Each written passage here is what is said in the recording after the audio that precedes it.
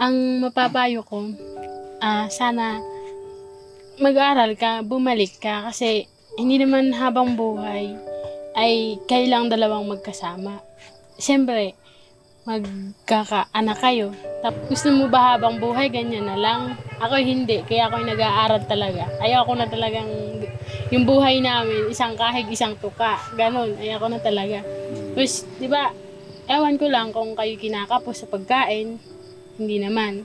Pero, nasusure mo ba, habang buhay ba talaga yun? Di ba? Ay, pag nakapag-aral ka, hanggang kamatayan mo na yun, ano mo na yun, dala mo na yun. Tapos, yung edad mo pa, pwede pang ihabol sa mga, education, kasi hindi ka pa naman masyadong, mas matanda pa nga ako sa'yo. Pero, kahit nga gato yung buhay namin, nagsisikap akong makapag-aral. Tapos, ito nga, dumating sila kuya sa amin, lahat, nagkukulang kami talaga. Tapos yung mga magulang namin nandun lang sa pinag-anakan, kung alam niyo yung pinag-anakan sa Hulo. Hindi nila kami nadadalhan ng pagkain, yung pera. Kung minsan lang, pinakapala ko na lang talaga ang mukha ko. Nangungutang na lang ako kahit kakainin na lang. Kaya, nahihiya na rin ako sa gawa ko. Kaya, ayun ang gusto kong mabago sa buhay ko. Kahit maaga kang nag-asawa, pwede kang mangarap. Ito ba yung Hindi naman sa kinukonsinti kita dahil nag-asawang maaga. Pero sana isipin mo rin yung kinabukasan nyo. Kumbinsihin mo rin, pati ikaw, kumbinsihin mo rin yung kuya mo para siya. Nakumbinsi ko naman po, pero hindi po siya naniniwala sa akin. Talaga siya pumapayag. Opo. Hindi po siya pumapayag kahit po papanuhin po namin. po siya talaga pag mag-aaral. Mag-aaral ka talaga. Mag-aalas 6 na Tapos naman. sa'yo naman, ganito. Buti nga kayo, may bahay na ganito. Pero sa amin, dito naman, meron naman. Tinitiran. Kaya lang, yun nga, kapos pa rin. Walang tubig, walang kuryente. Minsan, walang makain. Kagaya nga sabi ni Ate Bea, nangungutang kami. Hindi namin alam kung makakabayad ba kami. Kung may pera kami, saka lang kami makakapagbayad. Sa amin kasi doon, sa ngayon, wala kaming bahay. Gusto kong malaman ano yung pangarap mo. Hindi ko po maging teacher. Ba't gusto mo maging teacher? Para po matulungan ko yung mga kapatid ko. Okay, good job. Nakakatuwa, no? Pero mahaba-haba pa yung laban ng buhay mo, no? Opo, pero kakayanin ko po. Kakayanin mo. Opo. Sila ate Kahit Celine po mo. mahirap lang po yung buhay namin. Kung may sasabihin ka o isusumbong sa akin, ano yun? Kasi po nung dati, naghiwalay po yung nanay at tatay ko. Hmm. Iniwan po kami sa lola ko. Sige. Hindi ko po kaya. Actually, Katekram, yung buong dito, yung buong 32 na family dito, actually, kung tutuusin, lahat naman sila kailangan ng tulong. Pero, sana, magawa natin lahat silang tulungan.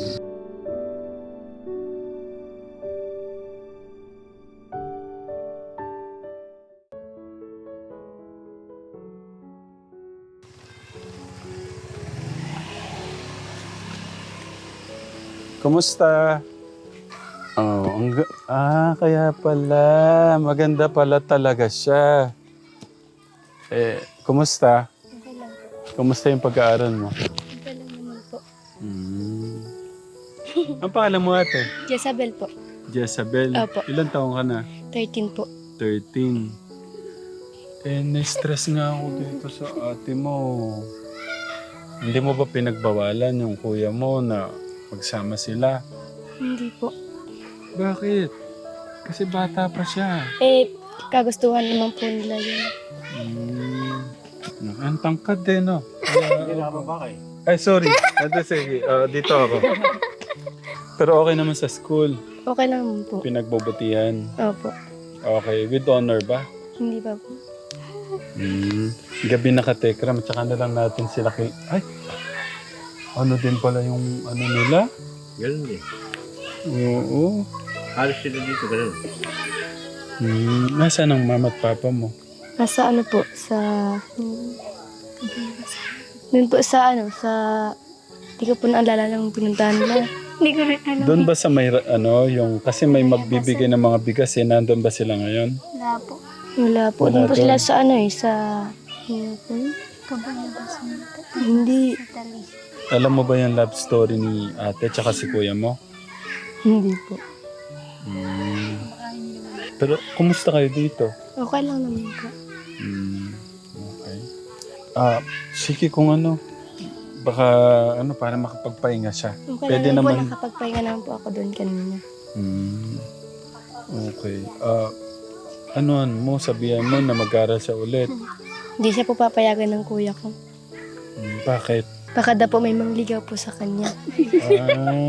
Kaya pala. Siyempre, bata.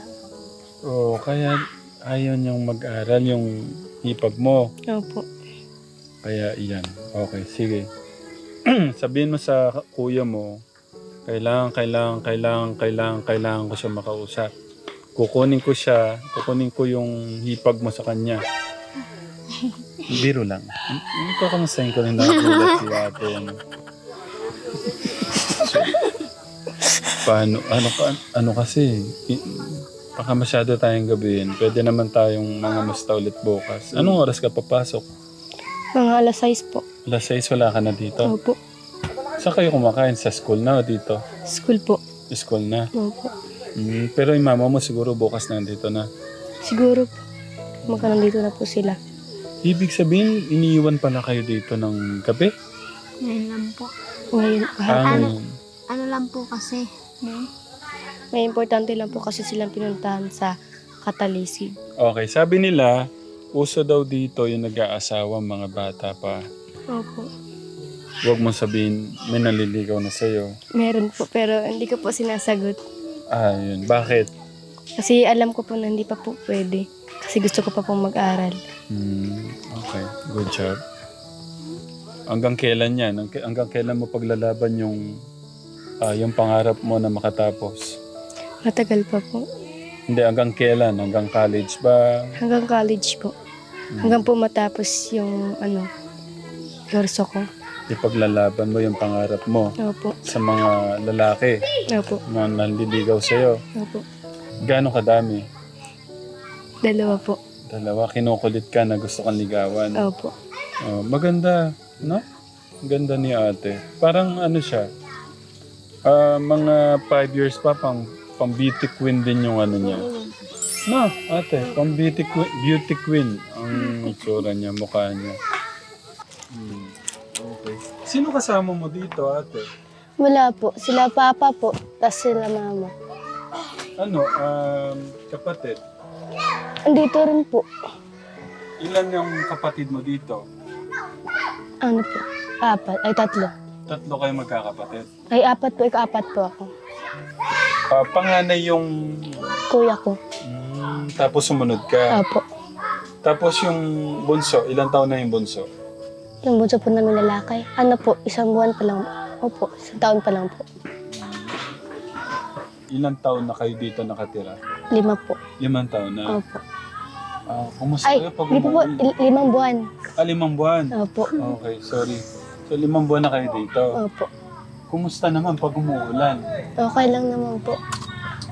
Okay lang naman. Opo. Hindi naman kayo nababasa. Hindi po. Medyo okay naman yung ano nila, Tekra.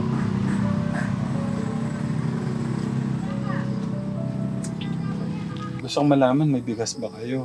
Meron naman po. Ulam, anong ulam nyo kanina? Wala po. Hindi na nga po ako kumain kanina. Umaga. Pwedeng makita yung... Wala po yung laman. Ano naman, bakit? Pwede ko ka- silipin. Bawal po. Bakit? Nakakaya po. Sige na, silipin ko na. Okay lang. Wala po yung laman. Ay! Grabe naman, wala pala talagang laman. Simot! Dati isang butil ng... Dati isang butil Hinugasan ko po kasi. Kala ko masyado naman sinimot talaga yung isang butil. Wala na kaming makain. Hinugasan ko po. Hinugasan ko po na yung pag-alis ko. Yan ang sinasabi ko, ate. Kumare, kaya ako gusto na focus ka muna sa pag-aaral mo kasi uulit ang buhay lang. Ngayon kung nakatapos ka, may mas laban ka. May laban ka talaga. Oh.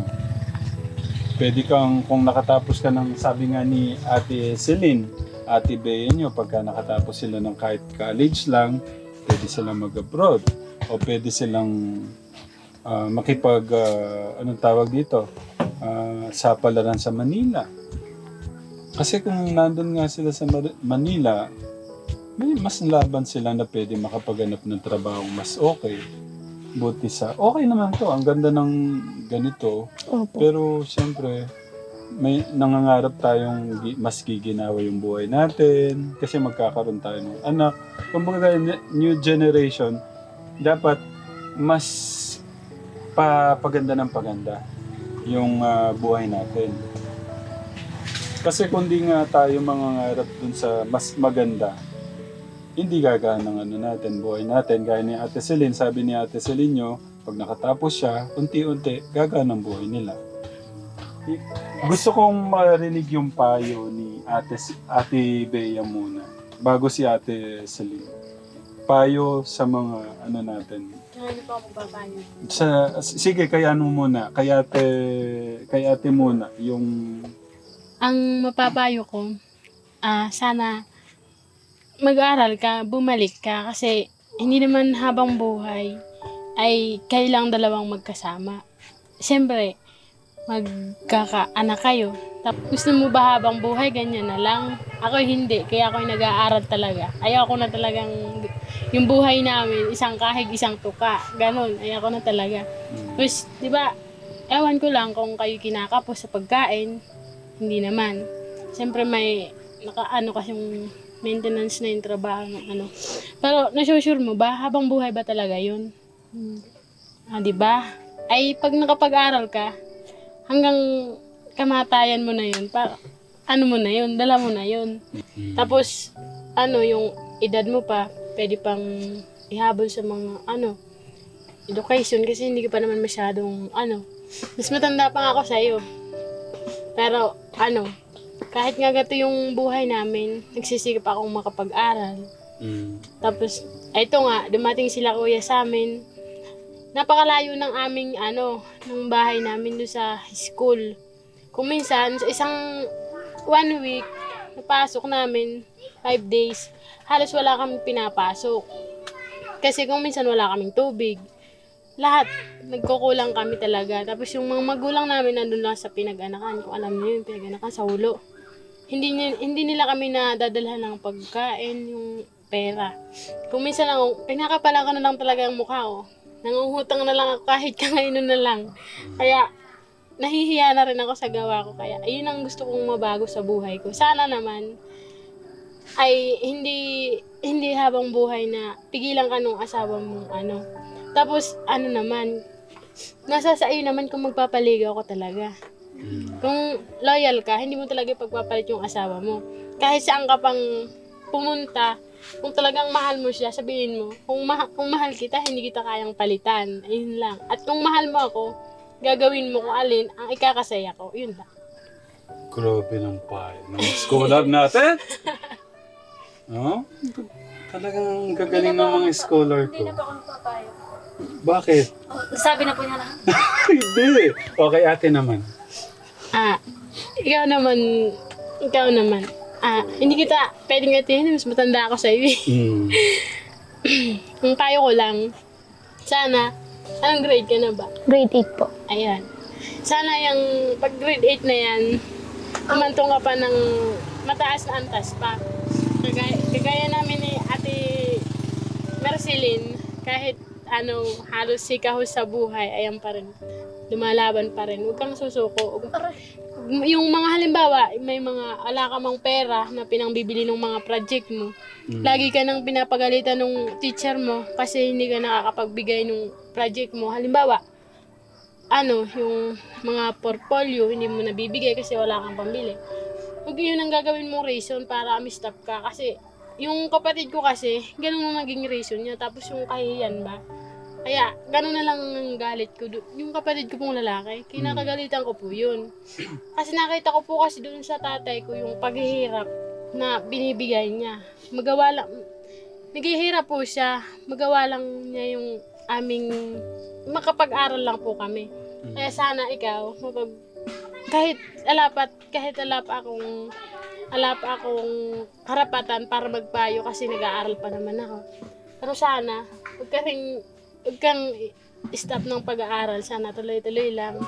Kahit saan ba ang school mo? Lagman po. Ayun, hindi ko alam kung saan yun. Basta kahit malayo kang susuko, sana tuloy-tuloy lang. At sana, kumbisihin mo yung ate mo na bumalik sa pag-aaral. Kahit halimbawa man alis, pwede na yun. Pag-isa na lang.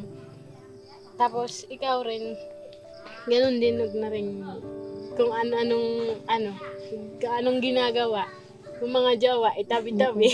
Basta focus lang sa pag-aaral. Pag-focus ka kasi sa pag-aaral mo, mas lalong gulong-gulo yung isip mo. I-relax mo rin kahit konti. Ganon. Sa pagpasok mo sa room, parang nakapokus. Ang paglabas mo, parang lalagyan mo ng kaunting biro, ganon. Pero andun pa rin sa puso mo yung pag-aaral mo, huwag mo iwawala. Kasi po, nung maliit po kasi, pinanganak po ako ni Papa na wag na po muna ako mag-asawa. Kasi marami pa daw akong gustong maabot. Pag halimbawa nakapagtapos ka, hindi lang ganitong bahay ang maano mo sa buhay mo, matitiran mo. Opo. At sabi lang nga po ni Papa, kahit ganito daw pong bahay, kontento na po daw kami. Pero pag maabot ko daw po yung pangarap ko ay, papakita ko ba daw sa mga tao na kung gaano po ako na nagsisikap. Ang galing ng scholar natin. Nabibilib talaga ako. Kanina pa ako nabibilib. Ate Celine, ikaw naman dito. Ikaw na rin. Ay, gusto kong maging vlogger kayo doon sa bundok niyo. Kaya sinasanay ko na kayo dito. Oh, paano yung tayo? Dito. Joke lang po yun. Paano yung tayo, ate? Ganyan nga. Paano? Oh. Sige. Anong muna kaya, ate? Ako na hawak. Kahit maaga kang nag-asawa, pwede kang mangarap. Hindi naman sa kinukonsinti kita dahil nag-asawang maaga. Pero sana isipin mo rin yung kinabukasan nyo. Kumbinsihin mo rin, pati ikaw, kumbinsihin mo rin yung kuya mo para siya. Pinakumbinsi ko naman po, pero hindi po siya naniniwala sa akin. Hindi talaga siya pumapayag. Opo. Hindi po siya pumapayag kahit po papanuhin po namin. Pumayag po siya talaga pag mag-aaral. Mag-aaral ka talaga. Hindi, huwag ka mag-alala. Kakausapin ko bukas. Patuloy mo yung ano mo. Tapos sa kanya naman po, Ang bilis ha? Lalaga pa kayo dalawa. ganun po ako, mabilis po talaga ako. Kasi gabi na. Sorry, sige na. Mag-aalas 6 na Tapos naman. sa'yo naman, ganito. Buti nga kayo, may bahay na ganito. Pero sa amin, dito naman, meron naman. Tinitiran. Kaya lang, yun nga, kapos pa rin. Walang tubig, walang kuryente. Minsan, walang makain. Kagaya nga sabi ni Ate Bea, nangungutang kami. Hindi namin alam kung makakabayad ba kami. Kung may pera kami, saka lang kami makakapagbayad. Sa amin kasi dun, sa ngayon, wala kaming bahay. Kasi yung bahay namin nasira. Saan po kayo tumitira? Sa tribal hall. Doon kami nakikituloy ngayon. Pero may balak namang mag-ayos ng bahay. Kaya lang, ganito rin talaga. Ano po, okay lang po kahit ganito, basta hindi lang po Oo, matutuluan. Basta ituloy lang natin. Opo. Kasi hindi ko naman masabing ituloy mo dahil pati ako nag-aaral din. Ituloy natin ang mga pangarap natin. Huwag po tayong susuko. Iba pagka mga babae nag-uusap po. Nagkakaintindihan. Hindi po, lalaki po ako. Gusto kong malaman ano yung pangarap mo. Gusto ko po maging teacher. Ba't gusto mo maging teacher? Para po matulungan ko yung mga kapatid ko. Okay, good job. Nakakatuwa, no? Pero mahaba-haba pa yung laban ng buhay mo, no? Opo, pero kakayanin ko po. Kakayanin mo. Opo. Sila ate Kahit Celine, po no? mahirap lang po yung buhay namin. Oo, kasi tingnan mo kami. Nakaabot kami dito. Wala talaga. Opo. Sa awa po yun ng Diyos na Mas wala, ito pala, mas wala sila. Kasi ano lang, kanin at asin. Kayo, Buti, Ganun din magkano, tatanong ko sa'yo, magkano baon mo sa isang araw? Minsan po 20, minsan po 50. meron pa. Mas, ano ka na nga sa akin. Sa amin, nga lang. kasi sa amin araw-araw wala kaming baon. Kahit piso, piso wala. Ano lang, okay na kami sa kanin. Pag recess, nga lang, yun na okay na yun. Ganun din naman po ako dati. Nung grade 4 pa lang po ako. Wala po akong baon simula araw-araw. Grade 7 hanggang grade 12. Ganun ang buhay namin. Grabe, ang tagal pala. No, kala ko nagsimula lang ng 11, 12 yung ano. Opo, hanggang grade 7 po yun. Simula grade 7. Ibig sabihin 7. Tuto. Ayaw nga pala. Hindi. Ano po 7, kasi? 8, 9, 10, 11, 12. Yun yung ano. Ang Kasi tagal pala, ano no? po kasi ako, palipat-lipat po ako ng school. Mm. Nung grade 7 po, sa Pangbulak. Mm. Sa Pangbulak po ako. Dito sa gawing, may college po doon sa Oo. doon po ako. Tapos nilipat po ako nila nanay dito sa NPC. Mm. Dito po sa gawing to. Kasi po mas malapit. Mm. Kaso po, maraming bayaran niya po. Tapos ayun, lumipat po ako ng Laura. Mm. Doon po ako na grade 9 hanggang grade 12 na po yun. Okay. Kung may sasabihin ka o isusumbong sa akin, ano yun? Kasi po nung dati, naghiwalay po yung nanay at tatay ko. Hmm. Iniwan po kami sa lola ko. Sige. Kwento mo, ate. Hindi ko po kaya. Naiyak siya. Makikinig ako, ate. Para sa'yo. Ba't parang maiyak ka din? Nakwento na rin sa'yo. Nung asawa mo? Sila pong dalawa. Nag-iyakan na po sila.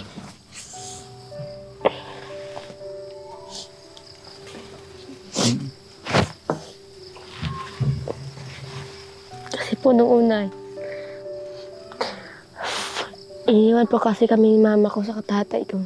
Tapos, lahat po ng pera ng tatay ko, kinuha po ng nanay ko.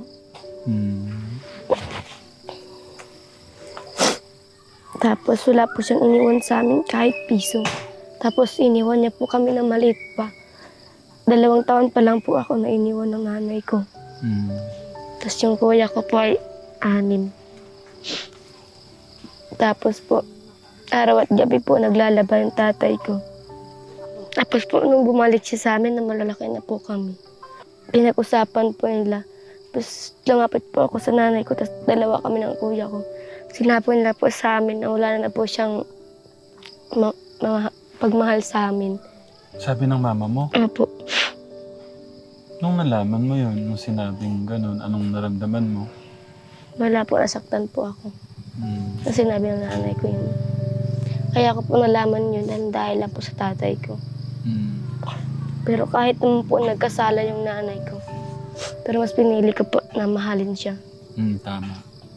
Hindi ko po nanasama yung loob ko sa kanya. Ba't pinili mo yung hindi ka magtanim ng galit kay mama mo?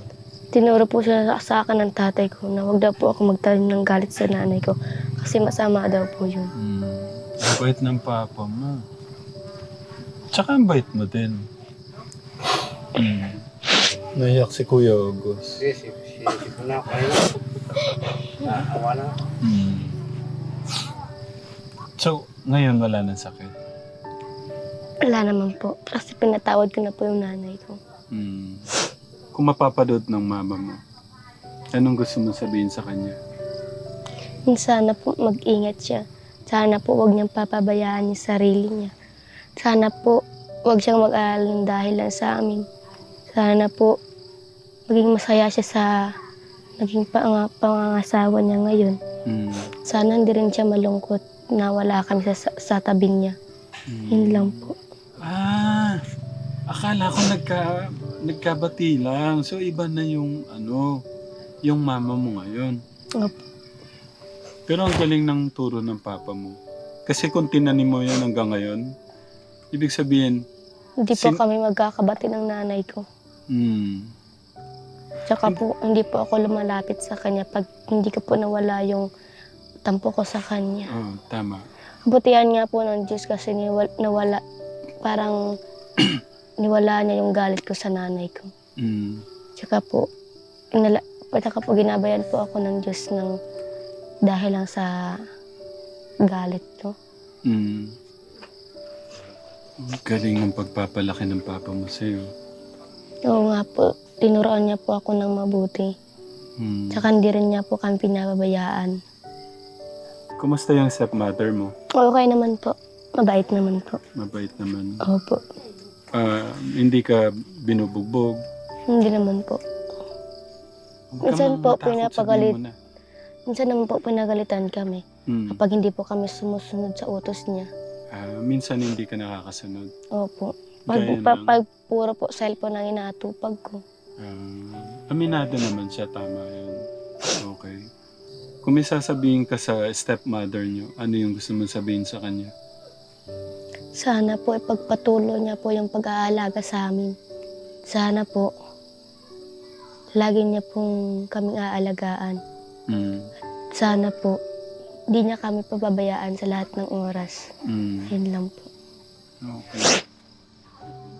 Ganda ng ano niya, no? Doon lang malalaman mong mabuting bata siya. Pinalaki siyang tama. Tama yung pagpapalaki sa kanya.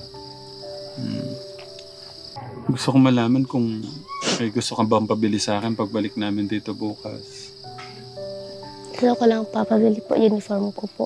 Uniform. Opo. Huwag mo sabihin isa lang yan. Isa lang po talaga to. Isa lang. Opo. Okay. Mga ilan ang gusto mo ba?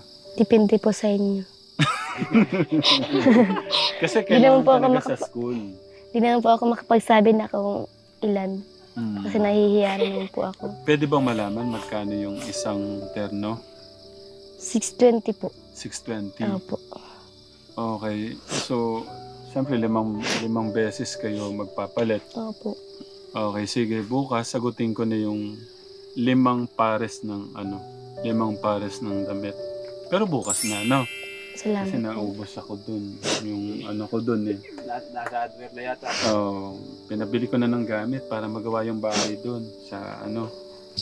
Actually, Katekram, yung buong ano dito, yung buong 32 na family dito, actually, kung tutuusin, lahat naman sila kailangan ng tulong eh.